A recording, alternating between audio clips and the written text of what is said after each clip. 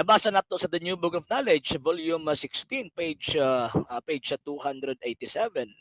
So, nabasa nato nga ang the earliest written record of the church, the Roman Catholic Church, is the New Testament. So, kanang bagong testamento, Katoliko ang writers ana. Mga Katoliko ang tawag ini nagsulat ana gikan kang Saint Matthew, Saint John, Saint Luke, Saint Mark.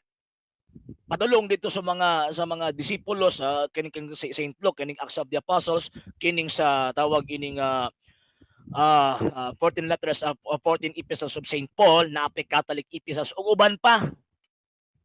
So, mga Katoliko ang tawag ining writers. So karon mo sa di matinuod asa man naman mabasa, di din provide tag evidence o katong evidence ato katong history di na pud mo tuo kay gusto ipabasa sa Biblia.